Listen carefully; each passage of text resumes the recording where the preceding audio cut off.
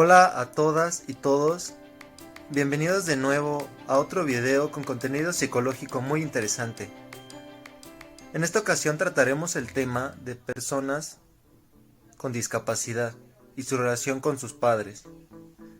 Primero comenzaremos por preguntar, ¿qué es lo que siente un padre o una madre antes de la llegada de un hijo? ¿Qué expectativas tienen sobre su hijo? Quizás piensen en el color de sus ojos, si será alto, si será inteligente, pero ¿qué pasaría si todas estas expectativas se convierten en una discapacidad? ¿Qué pasaría con el estado emocional de los padres? Para comenzar con este contenido, es importante definir qué es la discapacidad. La Organización Panamericana de la Salud nos dice que las personas con discapacidad son aquellas que tienen deficiencias físicas, mentales, intelectuales o sensoriales a largo plazo que, y según el Informe Mundial sobre Discapacidad de la OMS, alrededor del 15% de la población vive con algún tipo de discapacidad. Les hacemos ahora esta pregunta. ¿Se han dado cuenta que hay personas a las cuales se les dificulta referirse a las personas con discapacidad? Inclusive a nosotros, nos genera confusión, ¿cómo referirnos? Pero no se preocupen, en este video aclararemos sus dudas. La manera correcta de referirnos es persona con discapacidad. ¿Por qué? La expresión persona con discapacidad proviene del modelo social de la discapacidad, que pone en primer lugar a la persona y después habla de que tiene una discapacidad. El lenguaje puede provocar muchas confusiones y frecuentemente se ha hablado de las personas con discapacidad de modo peyorativo. Debemos tener presente que la discapacidad no define a la persona, sino que es una característica más de esta. Por eso es importante, amigas y amigos, dejarnos de eufemismos. Pero, ¿dejarnos de qué? De eufemismos. ¿Pero qué es un eufemismo? Los eufemismos son palabras o expresiones más suaves que sustituyen una palabra de mal gusto o grosera. Por ejemplo, el hecho de decir capacidad diferente sale de la idea de que la frase persona con discapacidad es algo malsonante o simplemente algo que no debe de ser referido. Capacidades diferentes tampoco es un término correcto. Es algo similar a lo que sucede con los diminutivos. Por ejemplo, el cieguito, el sordito, el enfermito o inclusive el minusválido, que viene del latín menos válido. Es claro entonces que una persona con discapacidad no es menos válida que cualquier otra. Además, es común que los niños con discapacidad se les llame angelitos o niños eternos, entre otras formas de llamarlos. Aunque suene bonito y como un halago, podemos estar cayendo de nuevo en los eufemismos.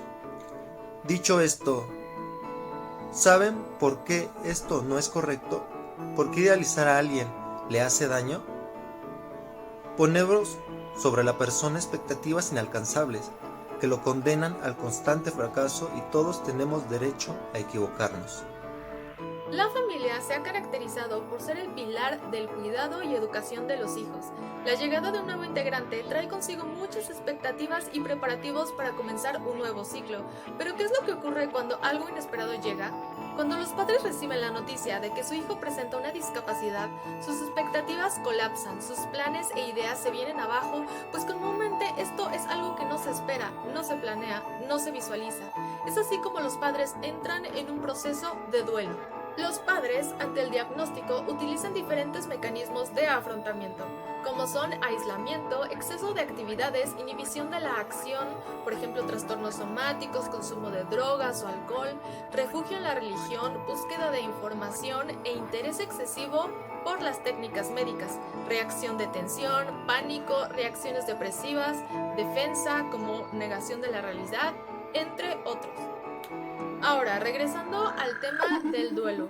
El duelo no se experimenta únicamente con la pérdida de un ser querido, también se experimenta con la pérdida de cualquier cosa o situación emocionalmente significativa para nosotros. En este caso, lo que se pierde son nuestras ideas y nuestros planes alrededor de un evento muy importante en nuestras vidas.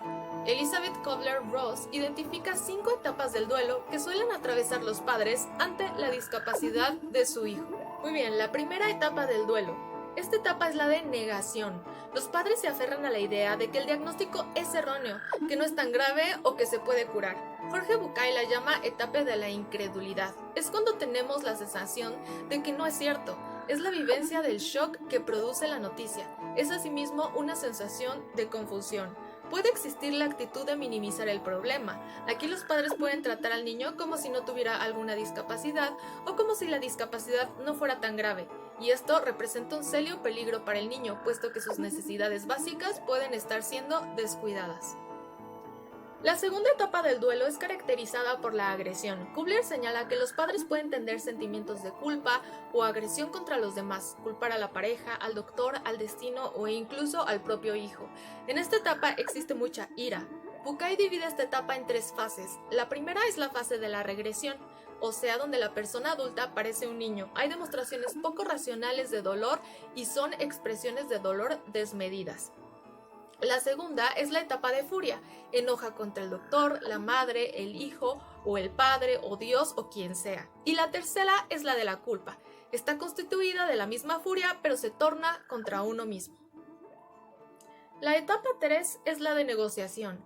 En esta etapa Kubler establece que los padres aún no aceptan el diagnóstico, pero están dispuestos a dialogar con el médico y el niño sobre el problema. En la etapa 4 aparece la depresión, que si bien no es depresión como tal, se le parece. En esta etapa los síntomas de depresión son característicos. Es la etapa de la verdadera tristeza, la de la impotencia, donde nos damos cuenta de que nuestro hijo sufre una discapacidad y hay nada que pueda cambiar eso. Finalmente aparece la aceptación. Esta es la quinta etapa. Para Kubler, en esta etapa se da por fin la aceptación parcial o total de la discapacidad del niño. La aceptación es el paso previo al cambio. Significa experimentar la realidad sin negación o rechazo. En esta etapa los padres están en tranquilidad consigo mismos y ven a su hijo como un individuo que tiene sus propias fortalezas y sus debilidades. Hola, mi nombre es Itzel Domínguez y platicaré un poquito con ustedes acerca de la sobreprotección. Cuando hablamos de sobreprotección nos referimos a que el padre o el cuidador de un niño con discapacidad intenta sobreprotegerlo o cuidarlo excesivamente. ¿Esto es bueno o es normal? Déjame comentarte que no. Esto quiere decir que el padre o el cuidador no ha sabido sobrellevar bien el duelo y no está anclado a la realidad. Está dudando de que el niño tenga o no la capacidad de hacer las cosas bien. A partir de esta información, ¿qué te recomendamos como psicólogos para poder evitar esta sobreprotección con un niño con discapacidad? Número 1, conocer los alcances y saber cuáles son sus limitaciones. Número 2, poner atención siempre a las cosas que pueda hacer y las que genuinamente no. Genuinamente, ¿por qué? Bueno, por edad, por estatura, etc. Y más importante, no dejes de animarlo ni dejes de estar alentándolo a lo que sabes que sí va a poder hacer, porque ya anteriormente pusiste atención a todas estas capacidades. El cuidador o padre de un niño con discapacidad tiene que estar atento a los siguientes signos para saber si es el momento de asistir con un profesional de la salud mental. Ansiedad, sensación de cansancio, dolor de cabeza, irritabilidad, problemas para la concentración, resentimiento, descuido en sus propias necesidades. También existen pautas importantes para apoyar a las personas que se dedican a cuidar a un niño con discapacidad. Por ejemplo, reconocer que necesitan ayuda y lograr identificar esos sentimientos. Expresarse libremente en frente de los demás sin sentirse juzgados. Valorar la posibilidad de recibir apoyo para mejorar la situación. Asistir a grupos de apoyo que sean informativos o psicoeducativos. También pueden programar actividades individuales placenteras y también de familia, que incluyan también al niño con discapacidad. Todas estas actividades pueden ser importantes para que la persona cuidadora no se sienta infeliz. Y bueno, amigos y amigas de Resurgir, eso ha sido todo por hoy. Esperamos que les haya gustado y que les haya servido mucho la información. Por favor, hágansela llegar a las personas que más lo necesitan para ayudar a generar conciencia. No olviden de seguirnos en todas nuestras redes sociales, nos va a dar mucho gusto verlos por ahí. Nosotros por ahí contestamos preguntas, así como también si tienen alguna duda, no se olviden de ponerla en los comentarios y nosotros la estaremos respondiendo e incluso tal vez podemos llegar a hacer un video de acuerdo a eso. Muchas gracias y los vemos pronto.